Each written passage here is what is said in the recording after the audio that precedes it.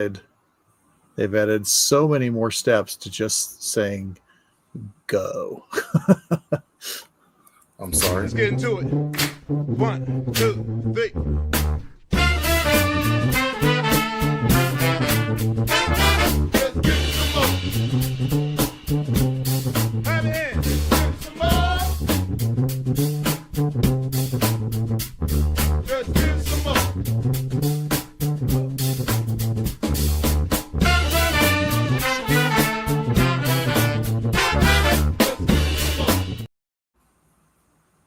Well, hello, and welcome to My Whiskey Den.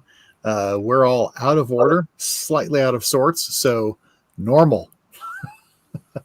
Mitch, how are you? I haven't seen you on here in a while. Well, just living that dream. How about yourself, sir? I'm doing all right. You did a little traveling this weekend, as did I. What did before we get going here? What did you guys do? Went back to Kentucky. It was my mom's 70th and my dad's 71st birthday. Yeah. So we headed back there and hung out for a little bit. Yeah. Good times. Yeah. Surprised her. Took her to lunch. That's cool. She didn't know we would be there. She just walked in and it's a front door and a back door at the restaurant. We're like, okay, let's sit towards the back so that way we can hide, and she won't see us. And we can be like, you can sit here. She came in the back door, so she walked in 5 feet away, and I was just like, hey, Mom. And she was like, oh my God. My boy. So that was That's fun. Cool. What did you Very do, cool. sir? Did my annual drive down to Oklahoma, and then did a little side excursion one day to a place called Iron Root, which was a couple hours away. So hung out with the crew, and then got invited to the barrel room. So there you go. Nice.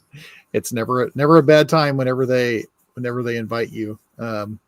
We tried to go down we went down Thursday, and we're going to eat lunch before we went there, which is always a good idea. And not last time, but one of the times I was down there, Jonathan had recommended this place for excellent burrito tacos. He goes, "You like burrito tacos?" Yes. This place is excellent. Okay. He's like, "It's my favorite one." Okay. So we went there last year, and it was in fact excellent. So as we know, he's got a good palate. So we're going to hit that place before we hit the distillery, and we roll up to the place. Of course, all the hours on everything else said it was open, because we did not specifically check their Facebook page. We roll up, and there's a little piece of paper on the door that says that Chef Marco has taken the month off. Check our Facebook page for updates. Fucking Marco. And I mean, just how dare you? So we're kind of in the mood still for having some kind of Mexicans, and we're looking around, and we're like, all right, we need to have someplace, whatever. So there's a place called Kent's. Kent's Tex-Mex. And walked in, looked at the crowd, and it was retired people and some blue collar folks wearing their work clothes. It's all right, that means they give you a lot of food and it's cheap. Yeah, there you go. And it was fine. It was fine, but it was not the best burrito taco. Yeah, it was not the burrito tacos. But no, we had a good time there. Sampled some obviously really great stuff, and a couple of things that, oh my God, if they ever release them, is just going to be unfreaking believable. Yeah. So anyway, yeah, good times. I guess we ought to do the whole thing where we pretend to pay bills. Oh, yeah. Yeah, that thing. Alrighty, so we are proud members of the Bar Cart Co-op, which is a collection of friends who create content for the whiskey and other distilled spirits public. The Bar Cart Co-op YouTube and Facebook pages have information about upcoming and past special shows, which happen about every quarter, from blind tastings to distiller panels to discussions of special collaborations and the usage of unique grains. The Bar Cart Co-op has educational and fun episodes for your enjoyment. Distillers Talk is the oldest show in the group, hosted by Christy Atkinson and Alan Bishop. It is a conversation with people from distilleries and distillery adjacent that gets into deep and sometimes off the rails and back again discussions with their interviews. New episodes arrive at the end of your work weeks. If that's not nerdy enough, check out One Piece at a Time Distilling Institute. This is where Alan Bishop answers any questions about distilling and often puts them to the test. It could be individual grains, entire mash bills, equipment, or methodology. New episodes come out randomly, so subscribe. And then there is Bourbon Turntable, where they mix the love of music with the love of whiskey. They have conversations with musicians, writers, distillery folks, and common folks like us about music and whiskey. It releases every Wednesday on all your platforms, including YouTube. They're currently been running like a best of series while some stuff gets taken care of there. So you will get a second chance to listen to and watch some of the great two-parter shows or even one-parter shows with people such as Miss Nancy Fraley, the band Otis, the band Cold Stairs, Mr. Alan Bishop, Todd Leopold, and many, many more. Then we have If You Have Ghosts, You Have Everything, which is a show about the spirits and paranormal among us, as well as the unexplained and the spiritual. Subscribe on Spotify to get all 4 previous seasons and the 5th season, which is working now. And last but not least, we have Whiskey in My Ring podcast, where David Levine talks to people using good grammar. David does good interviews. David takes good notes. David has good award shows. David does all the things that we won't do. So there you go. We got a question here in the chat. I'll let everybody chime in on that. Oh, I just typed my answer. Okay. Sorry. You're fine. We can pull your answer up as well. Mine is Lux Row. I haven't had that one, but their normal offerings, just like the what is it? The 1843, whatever. They're on my shelf behind me. Are so amazing and so well priced that I very rarely pick up anything other than those, or like the Blood Oaths if I see them and the finish looks interesting. Ooh, speaking of Blood Oath, they came out with Pact 11. It's tequila finished, and oh gosh, man, it must have been Pact 5 or 6 came out. So my brain shut off when I read that. I'm sorry. I was trying to do 2 things at once, and it's like you can't do either of them. I'm shining a laser pointer in front of you while you're trying to talk. I apologize. Easily distracted, right? Yeah. Meow, meow, meow. Apologize. Oops. That was my phone or my watch. That was stupid. Nicely. Anyway, wow, we're off to a great start. Anyway, so yeah, Miss Morgan is in the chat. He said he was aging something in tequila like 5 years ago. Okay. So could be Be it. Right? Yeah. More distractions. Yeah. Miss Morgan's participating in the chat. Mr. Pat is bowling. He's throwing some rocks with the boy. So he could be late. Or it could be a long night because he is a young boy. And I believe he is with lots of other young boys. So back to that one. Squirrel. Been there, done that. So, all right, we're doing the next review in the series, or next group in the series. And so we have 5 whiskeys, 4 different distilleries. I don't know if anyone else is going to pick up, except for actually total dorks as far as the name of them, just because they all kind of went together and they fit a theme, which it's just one of those things that just happened. But yeah, in case anyone's wondering, Redwood Empire, where did they shoot Jedi? California Redwood Forest. Mm-hmm. Where was Skywalker Ranch? Near the Redwood Forest. The Rogue, obviously, Rogue One. Also the Corsair is a ship type, and Starward is kind of a low-hanging fruit. So there you go. I thought it said Star Wars the first time I saw the bottle. Yeah, they updated their logo, but they only kind of updated their logo. But okay, so you want us to start off with the Redwood Empire Lost Monarch. And a couple of things I'm always going to ask you is the ABV, and I'm also always going to ask you why you chose the one that you picked, or Morgan picked. So the 90 proof, I have heard a lot of good things about Redwood Empire, and so I love Costco. I'm just going to go ahead and say that. And I went to Costco, and they had all three of their base offerings there. And I was like, it's hard to beat Costco prices. Might as well pick them up while I'm here. Want to try them. We did, and oh man, are they good. They are just fantastic.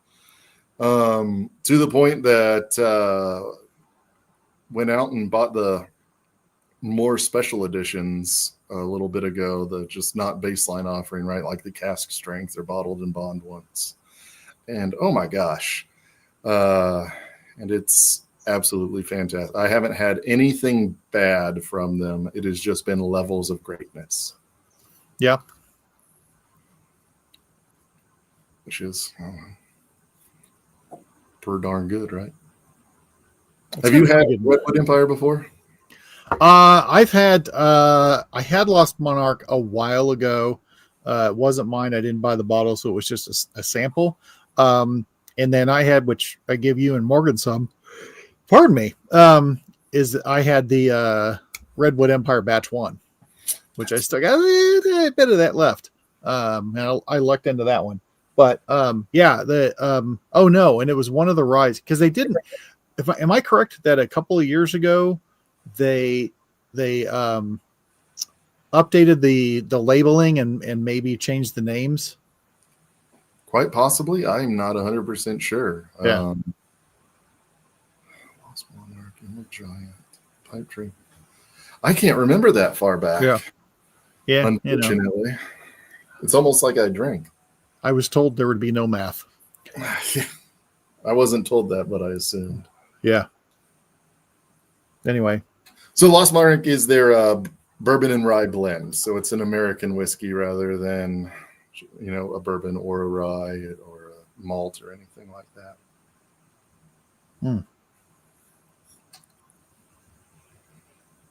It has, there's a familiarity to an American whiskey nose where it just seems to be thick. There's a certain density to American whiskey for me. I would agree. It's like the opposite of Jameson, where Jameson, like the sweetness is really thin. Like this is a very thick sweetness, right? It's a layered. It's not just caramel or not just vanilla. It's like toasted molasses with caramel, and then develops into like sugared, eucalyptus leaves or something like that. Yeah, I'm writing down my info here. Yeah, because I had orange, vanilla, butterscotch. I had molasses, but there's it's a light spice on it. Yeah, but I can't quite pick what it is. It's, for me, a lot of the sweet notes are your traditional bourbon notes, but they've blended enough rye in there. They're balanced out with, what is that? Because this is 55 rye, 45 bourbon, right? I want to say yes, but doesn't say on the bottle. But I think you're right. It is majority bourbon. I remember that. And they say it's only 3 years old.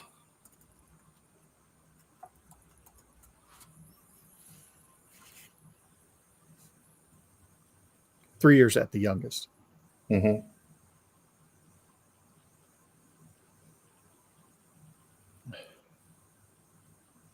There, I actually read sharing an Iron Harbinger with somebody, and the first question is, "How old is it?" It's like, it's about 7 years old. I mean, that's what's in there. Why does it say 36 months? Well, number one, do you know how age statements work? Mm-hmm. And number two, the fact that it has that on there, it's a little kind of, there's a little up yours to it, because there's just a little bit in there for the blending, because most iron root is blended to profile, and that's how they do it. And so that was once like takes a little bit of that in there. So it's kind of like, It's like They think it's funny when Compass Box does it, but yeah, right, the 3-year blender juveniles. yeah.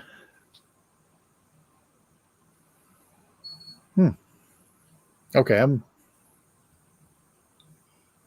gonna go in on this. Mm-hmm. Oh, that's lovely. Hmm.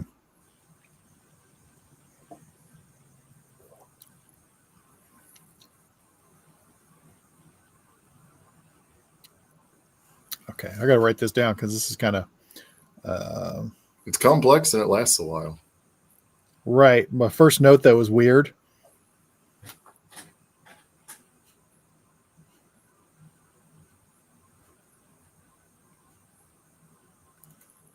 You want to hear my first note? Oh yeah, Warm maple syrup on corn on the cob. that is an odd note. I don't think I've ever thought of that before. Well, but now you're going to have some corn on the cob like that. Yeah. Where's Shannon? Hmm.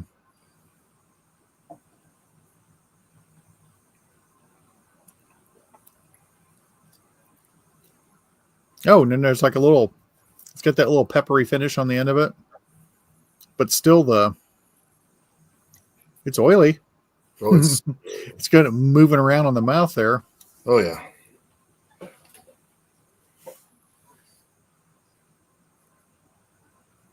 Ah, I hear an echo. Morgan is moving around with her phone. I thought she'd be coming down for some whiskey, but apparently That not. doesn't say if we see her sneaking down there. We'll see Like we'll just see like suddenly her. bottles moving. Yeah. Clink, clink, clink, clink, clink. Yeah, that's nice. Yeah, it's delicious. I don't get maple syrup as much as I get molasses. I don't know. Then I get a lovely toasted oak note kind of in the middle that just pops up every so often. Maple molasses. That's fair. I'm actually going to start, while I'm thinking about this, start creating the blend as we sit here. Yeah, I try to leave a little in my first class, and that becomes the blend class. That's what I'm doing. I don't have an extra one to use tonight. Mostly because I don't want to. Yeah, that's fair. I only got out 4 glasses, so one of them's getting That's why I didn't do it. I was like, I need 5. One I was going to do double duty. Yep. Yeah, I like that. That's just got just a very nice feel to it. It's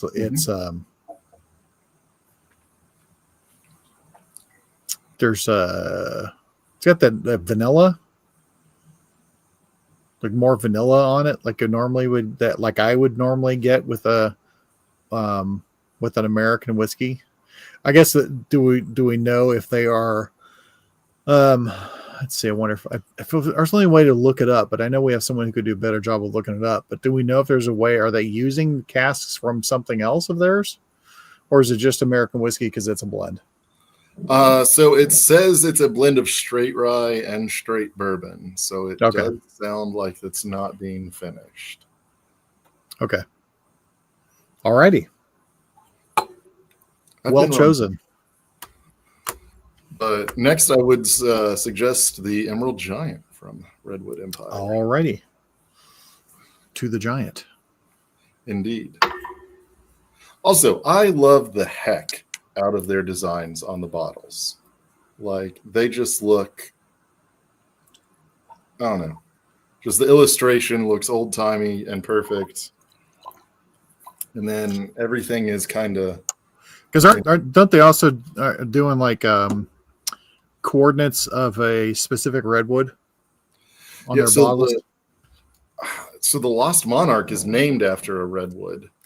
Like, it is the biggest redwood. I don't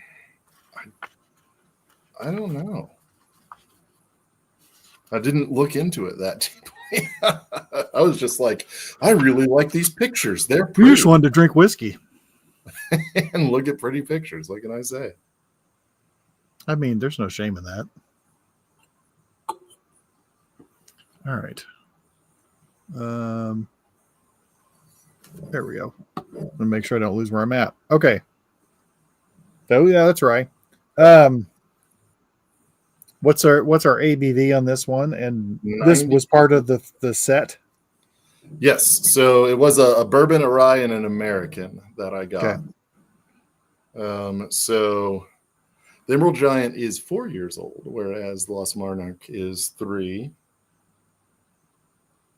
Okay.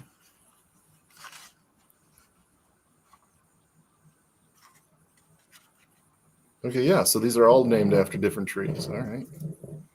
So the Emerald Giant is the fastest growing redwood in the world.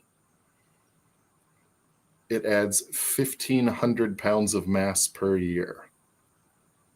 Same. Yeah, I was about to say, it makes me feel a little skinny. Thank God. Yeah. I'm gonna go stand next to the giant. Yeah, look how skinny I am compared to this. Yeah, I am at just you, killing it. chubby tree. At that rate, it gains 3 pounds a day. Or no, 5 pounds a day. Close to 5 pounds a day. Math is hard. Math is unfair.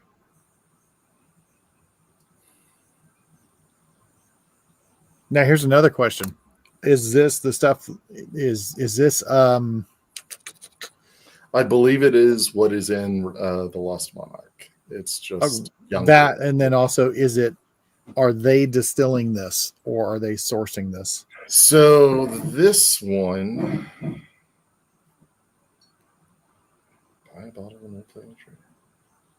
it is a blend. All right. So I believe all of their core products are blend. So like just the regular Emerald Giant, the Lost Monarch from themselves, Indiana and Kentucky. So Indiana is normally MGP and Kentucky, my best guess would be Barton, or with as young as it is Bardstown.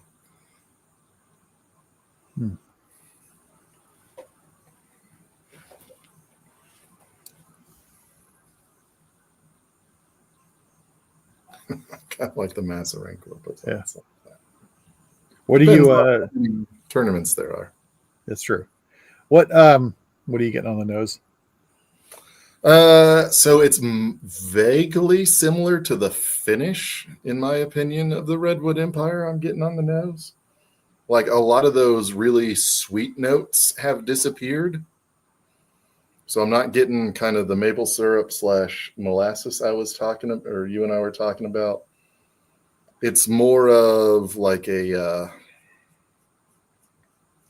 it's more of that sweetened eucalyptus. Okay. With a little bit, I'm going to call it tea tree oil. Tea tree's a good one. Oh, man. Well, that's pleasant. It's so good. It's man, not this as oily as the Lost Monarch. No, this is a rye that old Pat would get behind. Oh, yeah.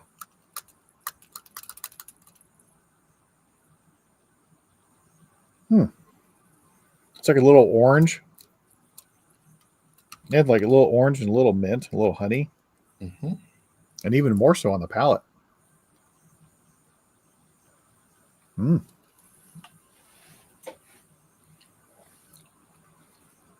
man. Oh, the second sip of that is gorgeous. Uh-huh. So the first sip for me was all kind of that minty, eucalyptusy, just like all the green notes. The second sip really opened up some of the more sweetness, like a dark honey. That's kind of what I was getting, because I was getting honey. I was like, but it's a little different. It's like a Manuka honey. Yep. Yeah. That's a fancy person's honey right there. Hey, if they have it at Aldi, it ain't that fancy. That's fair. That's fair. Even though that's where I bought my sous vide thing. Fancy, right? Oh, man. Got one of them there Aldi Sous Vides.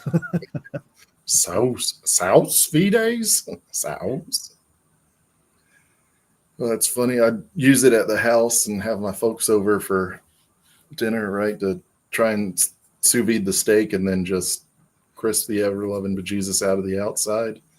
Yeah. And my parents would come in and they'd be like, you got a pot of water on the counter. It's like, yeah, I'm cooking in that. And they're like, that's weird, Mitch. It's like, yeah, I mean, it is, but. Yeah. It's like, you haven't seen the half of it. Y'all raised me. You should know how weird I That's am. right. You got to bathe your steak before you throw it in the griddle.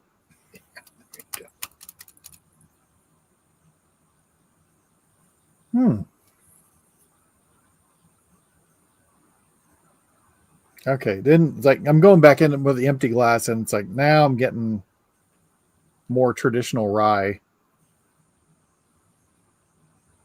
on the nose anyway. But yeah, nice. It's very good. Yeah, I dig it. Rye. Second one, it got a lot more fun. Yeah. I'm going to treat myself to a touch more of that. Be careful. You can over squeeze those bottles. Oh yes, I've done it. One of them we opened and it was a bit overfilled. Because then I went to open it, it was like. Did I mention we were perhaps sampling while we were making this, right? As long as you weren't sampling out of the bottles. No, well, no. I mean, we had a couple Glencairns with us that we were just squirting them at each other. Oh, that'd have been hilarious.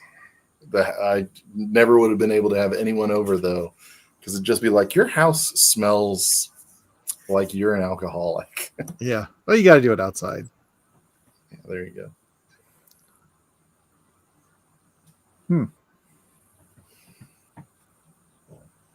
Mm-hmm.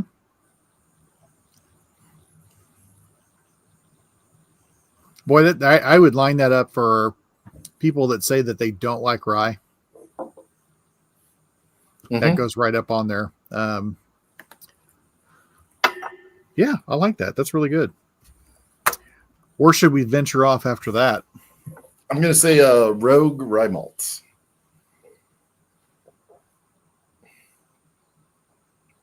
Mr. Neil, how are you?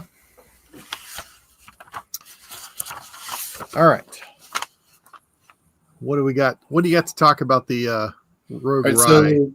So, Rogue Spirits of the famous Rogue Beer, Dead Guy Ale. They opened a distillery. They actually made everything that's in here. So this is not a blend or sourced. They say it's ocean aged. I'm pretty sure that's just because they're close to the ocean. 3 years old, and it is a rye malt whiskey, not a rye whiskey. So This is malted rye. What's our ABV on it? 85, so 42 and a half.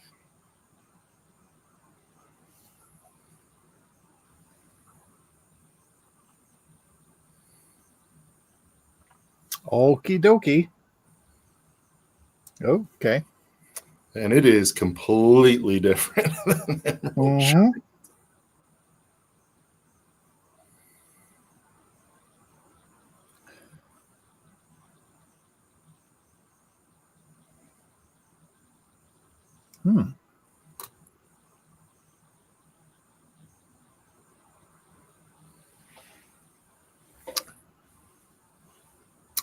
All right.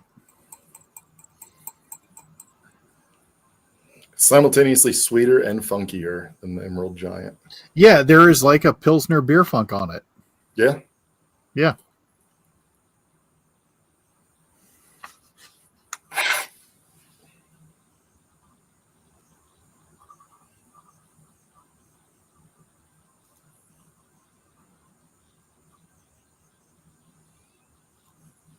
It's not quite banana, but like a sweet banana bread that's not banana is kind of the nose I'm getting. Maybe like a friendship bread or Or like hot cross buns, maybe. But it's yeasty, it's bready, it's sweet. Mm-hmm.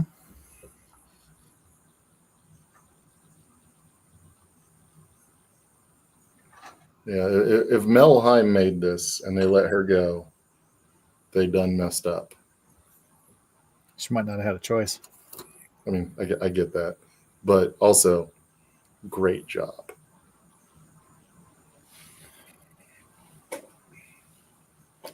Yeah, Now, when I the smell original- from more of a distance, I get more of the banana. Yeah, I mean, they could be using, one of those yeasts from that one beer style. What is it? My brain's not braining right now. Belgian. Yeah, Belgian beers. Mm.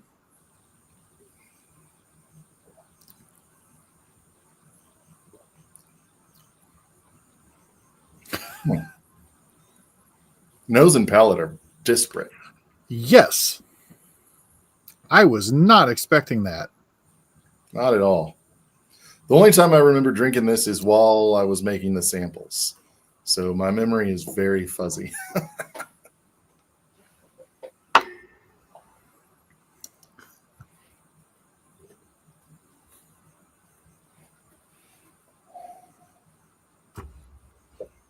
Mm-hmm.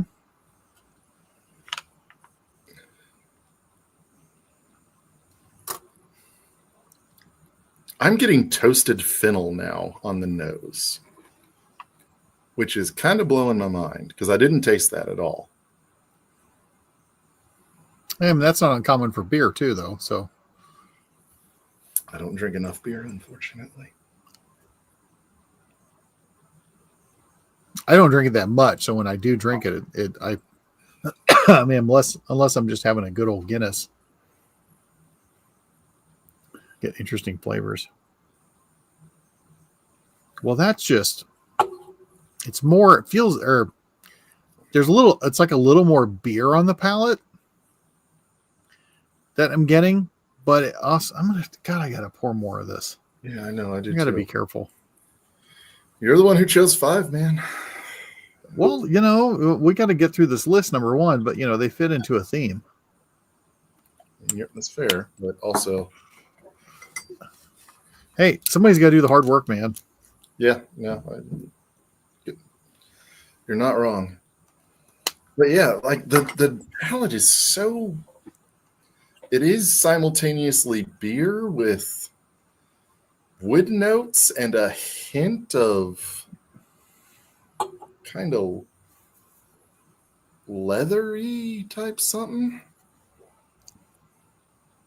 Beer on a leather coaster. I keep smelling it like that's going to help the taste.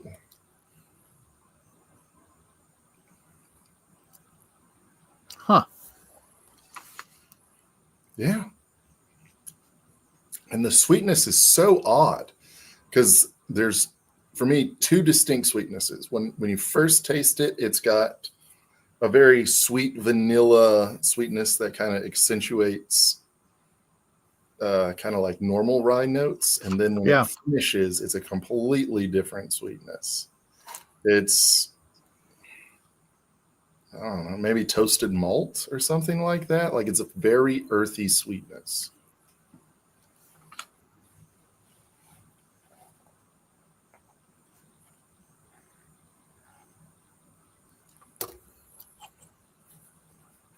Well, this is just fun. This is one of those ones where like, all right, I'm gonna need about half a bottle to figure this out. Oh yeah, this is a sit and think about it whiskey. And then I'm gonna need another bottle as a backup. Yeah. Now, where'd you pick this one up? Oh, that's a great question. I'm pretty sure Wall to Wall, which is just a very large liquor store here in town and in Omaha. They do a lot of single barrel picks, and I know they work with Cat's Eye Distillery a lot. So I'm kind of a fan. They're the big little boys in town. I guess if that makes sense, kind of like Liquor Barn back in Kentucky. Yeah. They're small enough that they're not, total wine, but they're bigger than like, who are you? Well, we're John's Liquor down the road. Come on down and, try one of our 30 spirits.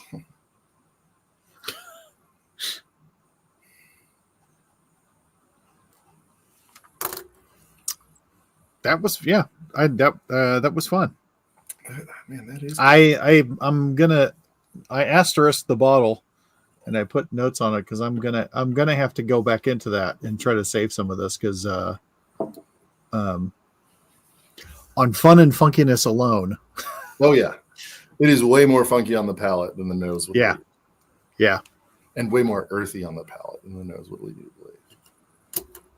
Sweet. All right, what are we going after now? We're doing the Starward. Yes, sir. Okay. So this is a single barrel Starward. So this is a single malt from Australia. It is coming in at 55.3% alcohol. Okay. 10.6 proof.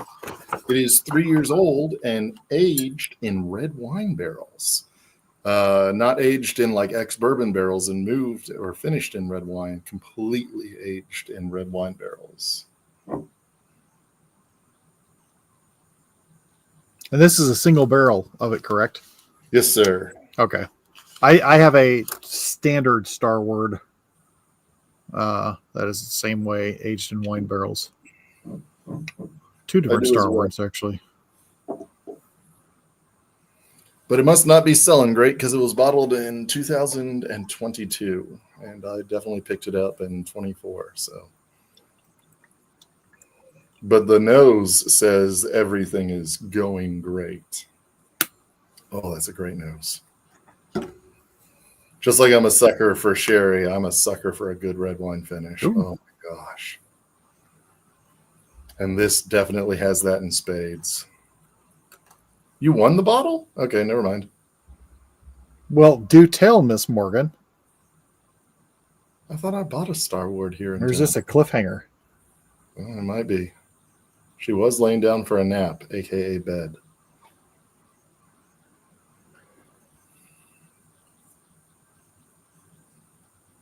It's like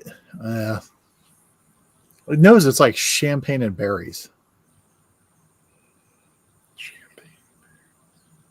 I didn't know that I've ever tried to smell champagne. I've always just popped it. Well, when you spill it all over yourself, you can't help but. There you go. But yeah, berries, big time berries.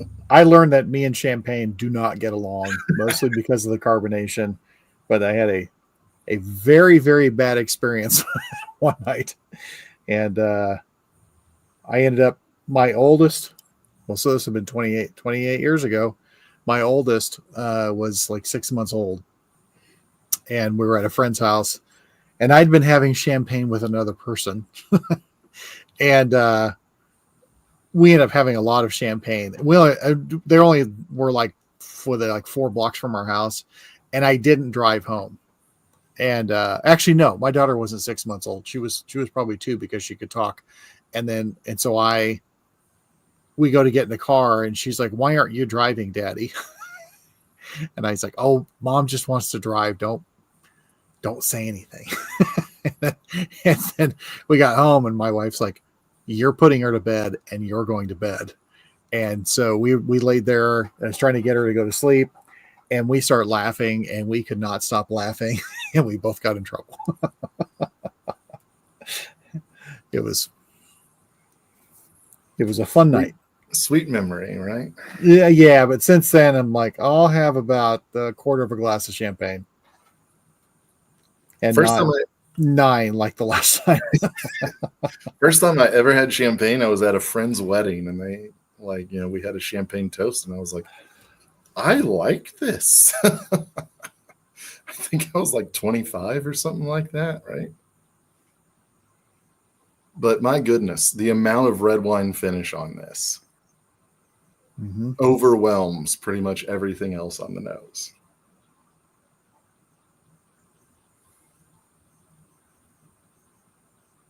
Oh man, that's so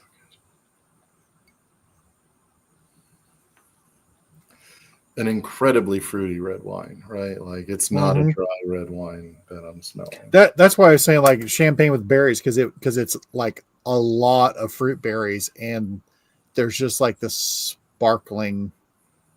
Yeah, it's like strawberries Yeah. too. It's not a tart berry like No. It's like raspberry or all something. the berries. Very sweet. Yeah. Yeah, if you made like berry Kool-Aid, it would probably smell Mm. close to this.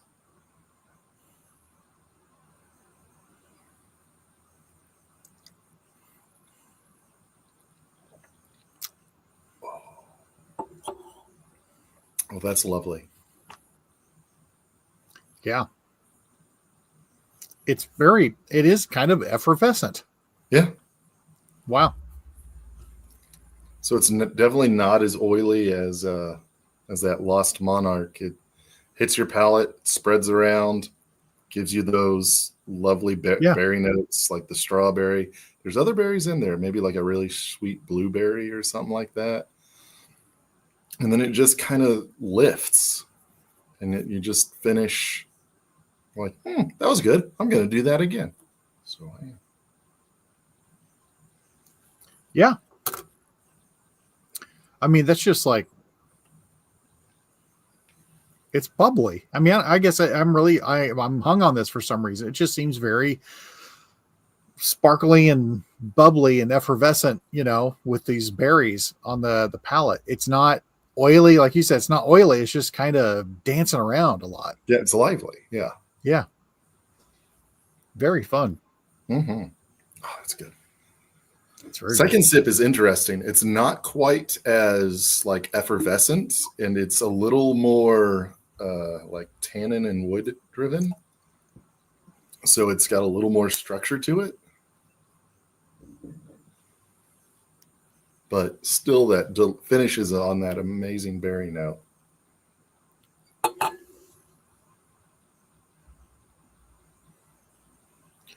Dude, you have no idea.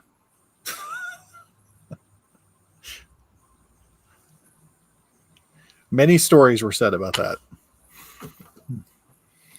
Have you ever had, I think it's called literally the champagne cocktail? Not that I can recall. It is champagne, cognac, bitters, and a cherry. Okay. It is fantastic. All right. Making a note. Made them one year for New Year's, and I had a very small champagne toast, and then the rest of the champagne I drank like that.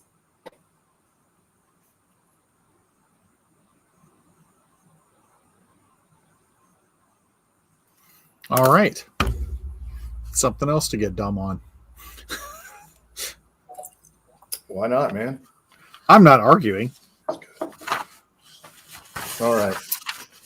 Okay. Well, finishing up on the Corsair then, sir. Finish up on the Corsair barrel gin. So this is their barrel-aged gin. So this is from their experimental series. So they do not normally release barrel-aged gin. It's 92 proof. It is aged for 3 months in one of their used American oak barrels. Let's see here. This is batch 73.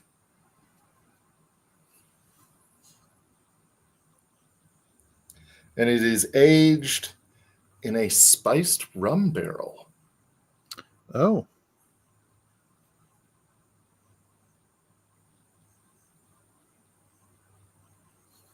Well.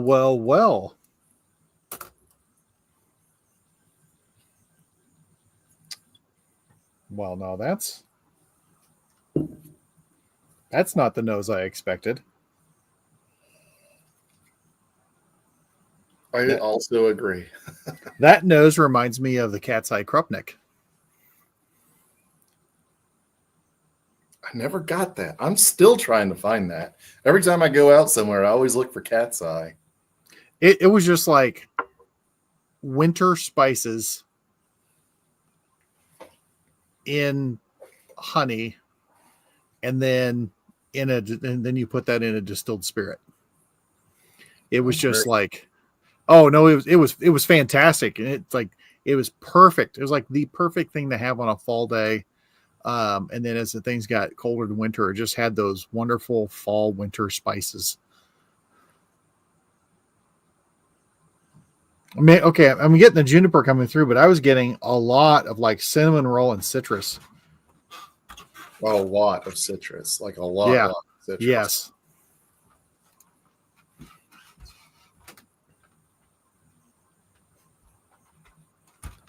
Do you have any idea what the gin makeup of it is? They do not say.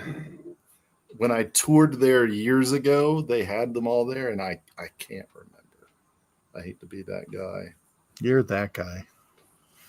It's been about a decade, so I want to say they put vanilla bean in it.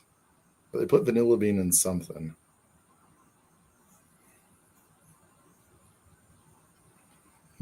But the notes they give are juniper, citrus, spice, vanilla, and oak.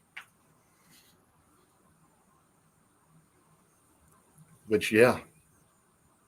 See, I get a little coriander after that citrus mellowed down there.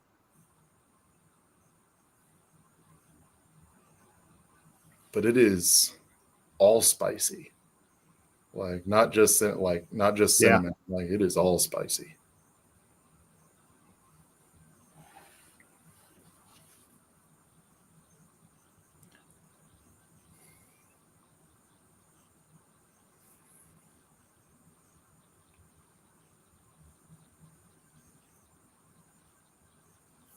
All right.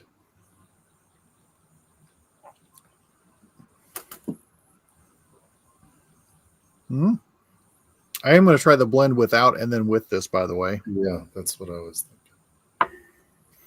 Huh. I got to pour more because the citrus changed from more orangey to lemon on the palate for me.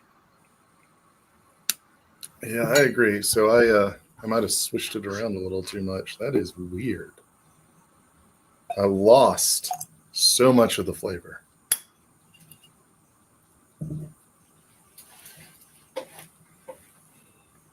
I mean, the nose on, I could sit there and just smell this like, oh yeah, on a nice chill day, just sit there and just smell this. The nose is probably as complex as the rye malt was on the taste.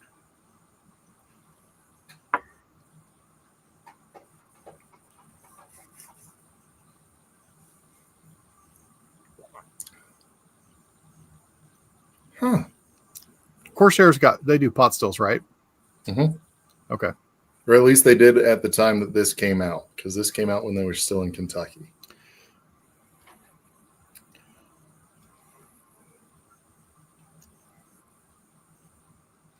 It gets real lemony.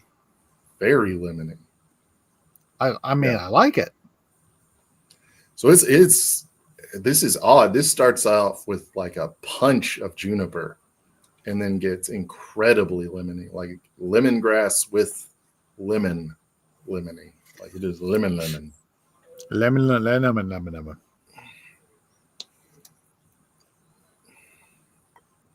I'm going to pour a little bit more. So, yeah, Morgan says drunken brunches always involve a nap after. Back when we were in Kentucky and we would have brunches with our friends, it was an all-day affair because you would have brunch. So that took an hour and a half. You'd have it at the house, and then you'd keep drinking for another hour and a half, hanging out, talking, right? So you're looking at 2 to 3 hours for brunch, and then you had to take a nap afterwards because, you weren't doing anything after that, right? So you'd have another hour, 2, 3, 4, 5 hour nap, right? Like after brunch. And it's just like, man, this really takes up your Sundays. Mm-hmm.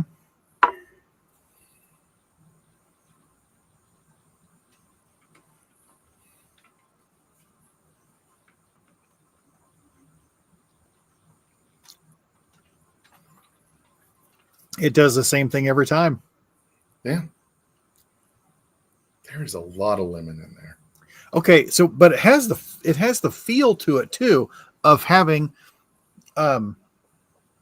really good tonic. To me, like when you're drinking it straight, it's almost like you are having this with a good tonic. Yeah, so like London Dries taste kind of like Sprite or 7-Uppy to me. You know, when you use like good or cheap tonic and cheap London gin, and this has like it's a lot more lemon than it is lime, but it has that flavor profile of like carbonated lemon soda. Yeah. Okay. Oh, what did I like it. It's good. Okay. I'm ready to dive into some blends. Yeah, we need the Rambler here. We had 5 whiskeys in 50 minutes. All right. I'm going to try this blend without. Oh, what the? I just smelled it. The normal blend, right? Yeah, I haven't put gin in it. Yeah. I get dark chocolate cocoa powder like immediately. And a lot of it. Ooh. And I didn't get that in anything. I'm still getting like Pilsner on the nose too. Yeah. So after that first sniff, I'm finally picking up something else. But that first sniff was like if somebody, like if you tried to open a cocoa powder container and got a little violent and like ripped a little too hard and it just like that was the smell. That would be because you didn't get your 5-hour nap. Yeah.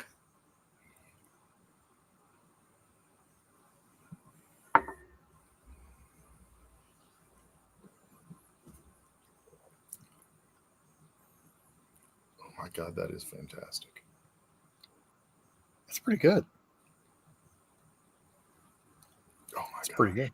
It's creamy. It just got better. Oh man.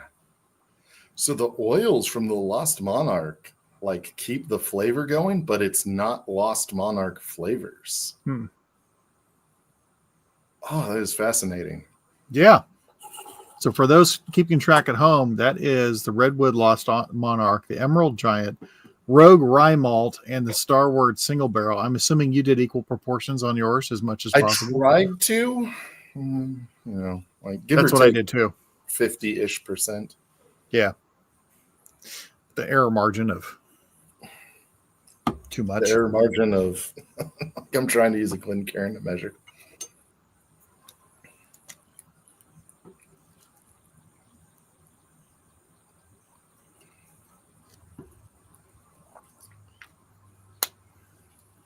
All right. So it starts out slightly malty, in my opinion. So that beer's really coming through. And it's kind of your nice, not overly hopped, but not, you know, like, don't think Budweiser or something like that, where there's not flavor. It's a malty beer, like an ESB or something like that. And then the berries from the Starward start to come in. And it combines with like the spiciness and greenness of the Emerald Giant and the little bit that's there in the Redwood Empire.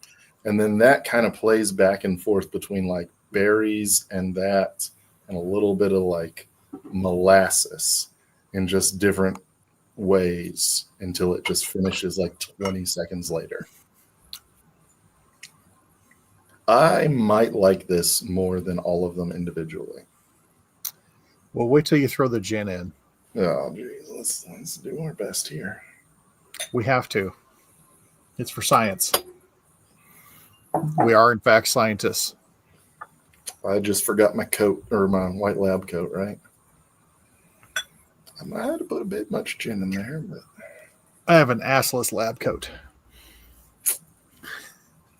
nice.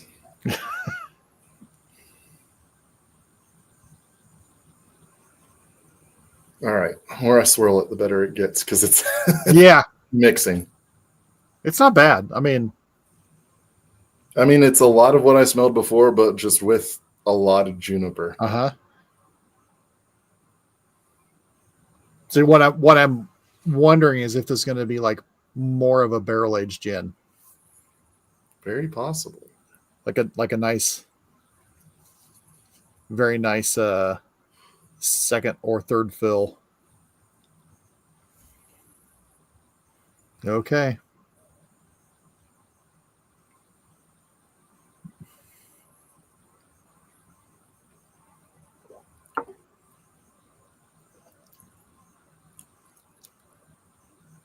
Yeah.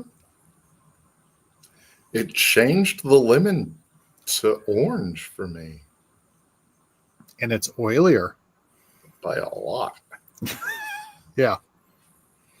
I do not dislike this. It's not bad. It's not bad. No. It's interesting what it did.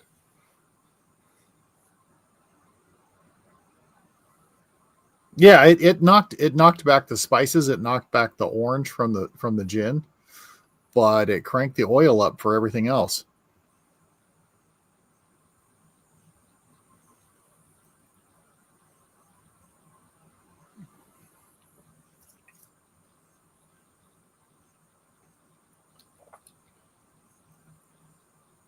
There's a lot more cardamom in it now.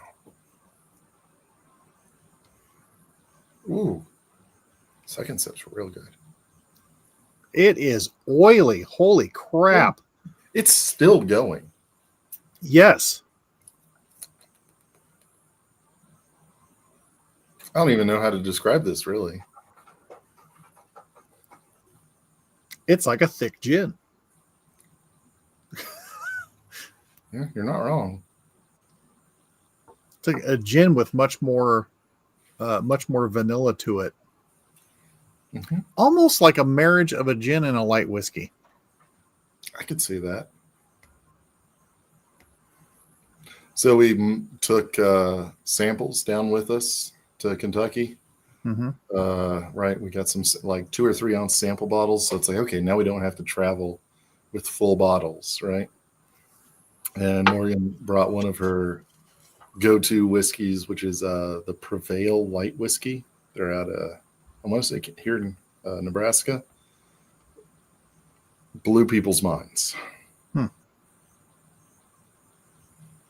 Did you buy any bottles to take back?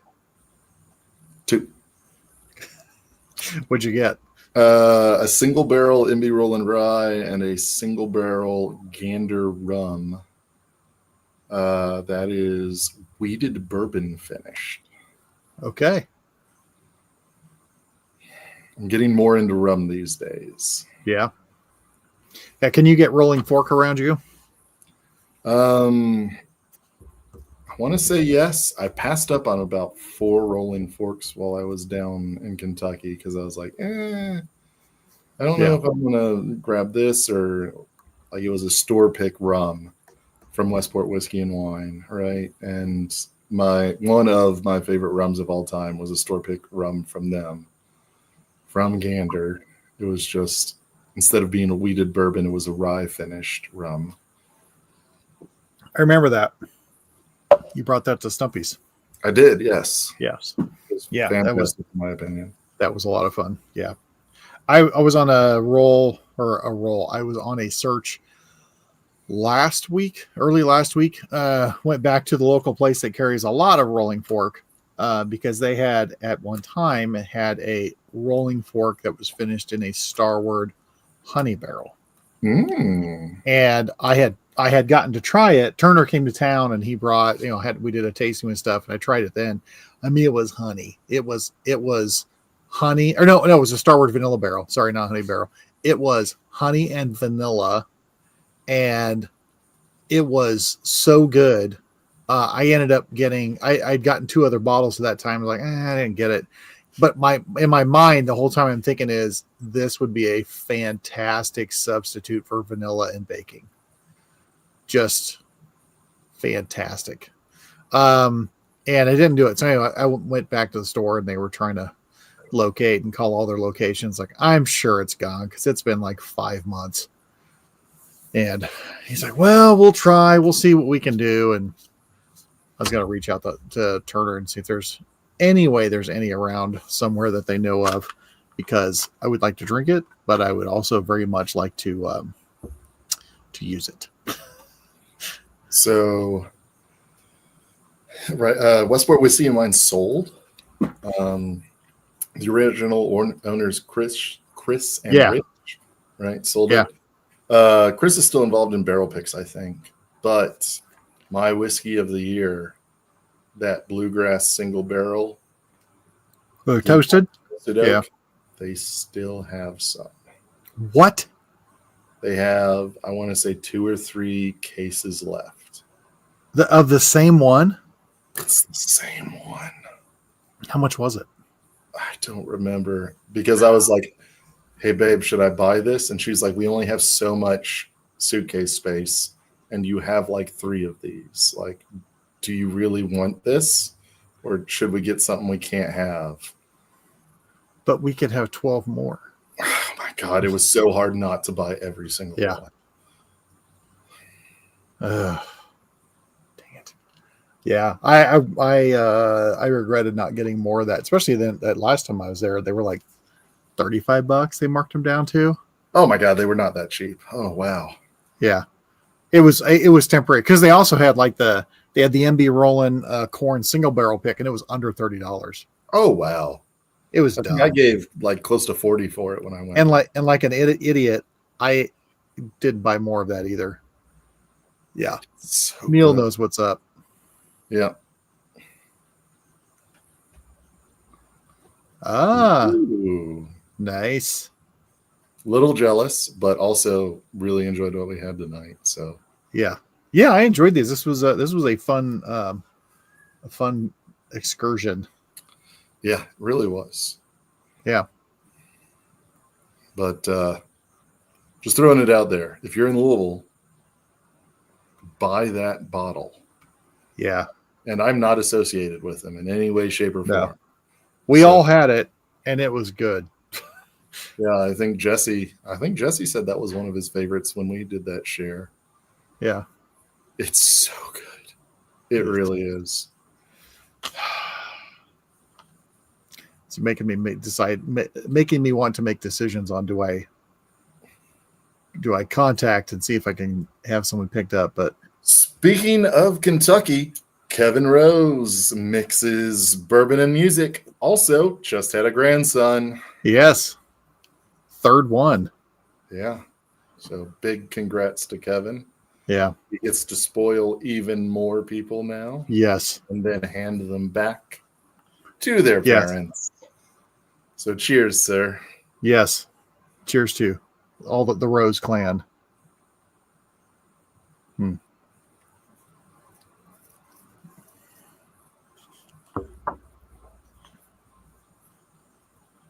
I still like it.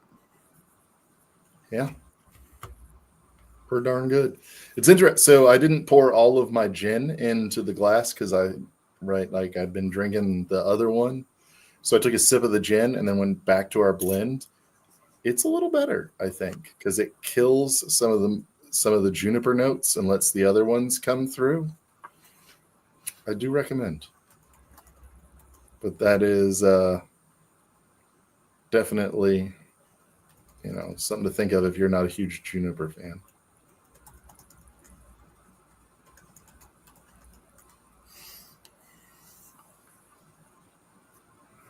That'll give me a decision. Let me know how much the bottle is, then it'll help me decide. If it's $35, I'm going. I don't need any, but that was one that was like, oh, it's done. We're never going to see it again. And now you're saying that this magnificent thing is still available. I know. When I saw it, I was like, how? But it's one of those things. If it doesn't say Pappy, people walk past it. Yeah, that's true. Ain't no Buffalo Trace. Yep. Oh, well. Well, some people that's their problem. Mm-hmm. So, all right. Well, we didn't get to see Patrick tonight. That's a bummer. He's probably, well, who knows? He might be curled up in a ball somewhere. Very possible. Or pulling a kid out of a ball retrieval. Yeah. I could see that. Hey, Dad, what's this down here? Just sticks Yeah. in a little ball. Little feet Oh, just kicking God. around there. Yeah. Nobody bowl for a minute. Suddenly thump. Ugh. I don't miss those days. All right. Well, I'm not 100% sure what's on the slate for next week. Depends on everybody's schedule. It will be Cinco de Mayo. So we'll see. Well, I don't know. We'll have to see what we got here. Yeah, don't want to get Munson. Munson? Is that like getting wettled? Kingpin. Ah, there Yes. we go. Okay. Yes, Sorry. Kingpin. Yes. There's a lot in Kingpin to Yeah, I'm Yeah. remembering now. Just Yeah. wasn't in that frame of mind. It took a sure minute. tastes better fresh from the spigot. Oh God.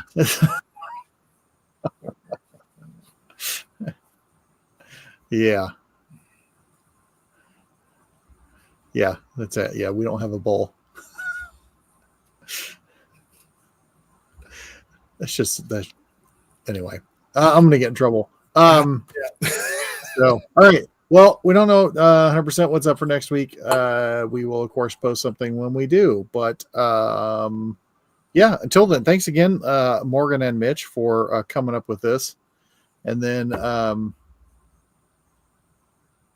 yeah, that was good. There was a good group of 5. It really was. And a good blend on top of it. Yeah. Normally that doesn't happen where the blend is almost better than the originals. Especially when you throw a gin in it. Yeah. The blend of 4 was good. Blend of 4 was very good. But that gin, like, got a little weird, but good weird. Mm-hmm. Yeah, It was weird. We like weird. We live for weird. All right. Well, I guess that's it. Unless you got anything to add, Mitch. Not really. All right. Well, as our little buddy Patrick says, it's not the size of the den that matters. It's the love of whiskey or gins and American whiskey. So, cheers, folks, and until next time. Take it easy.